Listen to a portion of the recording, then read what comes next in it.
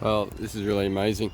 After being in Cooktown only about 2 months ago, I'm now at the other end of the country in Melbourne, and this is the Cook cottage. Now this was built by his parents in 1755 in Yorkshire, and Cook, apparently James Cook never lived here, but probably most likely visited here, inundated by tourists. I'm not a tourist. And it was brought to Melbourne in 1934 and reconstructed here as part of the centenary of the establishment settlement of Melbourne. And you can actually go in there, but it doesn't open till 10, and I don't have time this morning, unfortunately. But I'll just walk around. It's been this hedge is very exciting, isn't it? It's been planted with like an English cottage garden around it, and yeah, apparently inside it's got ornaments and decorations from the period, some of which were owned by the Cook family, but others are just representative of the period. So yeah, it just shows you the I guess the cultural impact of Cook, the fact that he never even came to Melbourne, but they wanted this here. It's in the Fitzroy Gardens. Beautiful gardens. It's really interesting when I see plants that we have at home. Bunya pines, pretty sure I saw a kauri. There's a fig tree. Yeah, some of the Queensland trees are struggling a bit here. And there's a Norfolk Island pine, didn't look too happy either, but plenty of the other trees are doing well. So look at that stuff hanging in the window. Is that I don't know, garlic or onions or something? I don't know.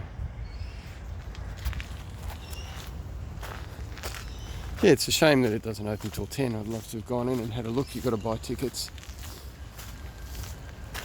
But it's just so funny, after having been in Cooktown only a couple of months ago from one end of the country to the other.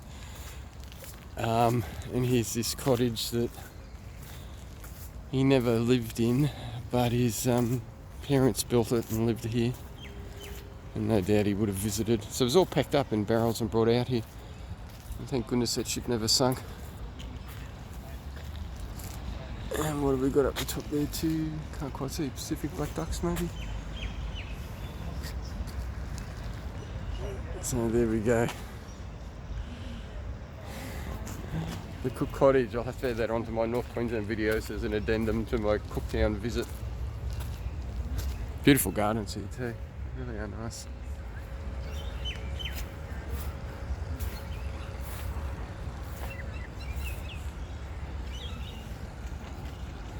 Birding wise, heaps of pigeons, heaps of common or Indian miners, which you can hear everywhere. There's a white-backed magpie. I'm going to go over and film that. He, I saw a flock of about half a dozen little corellas fly over just before as well. So this little magpie, it's a funny story here.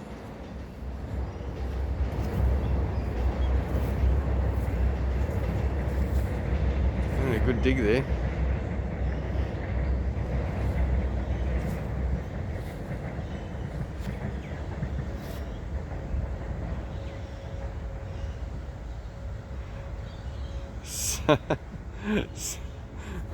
So I lived here in Melbourne in the late 70s just as a little schoolboy, and I remember looking at white-backed magpies going, oh, I wish one day I could ever see a black-backed magpie. And after being in Queensland for almost, I don't know, 44 years or whatever, 40 odd years, I was looking at all the black-backed magpies going, when am I ever going to see a white-backed magpie? So I've actually been excited to see them, come down here and see them, and look how tame this one is. It's either a female or an immature bird. Might have to get the good camera out and film it. I was actually out and about this morning wanting to see some of these guys. Look at the back there, so different to what we have at home.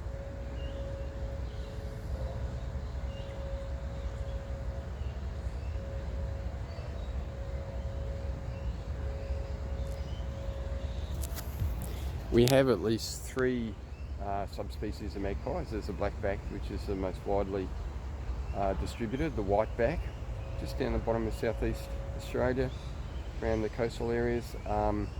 There's one over in Western Australia which I haven't seen, but it looks like a bit of a mix of black and white, and there is some conjecture about other ones as well, but those three are the most widely accepted. Yeah, it's coming right up to me.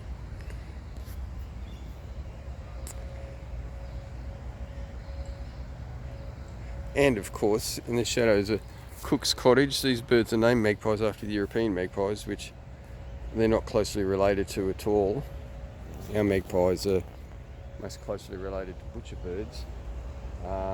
European magpies are most closely related to crows, but it's a black and white colouring.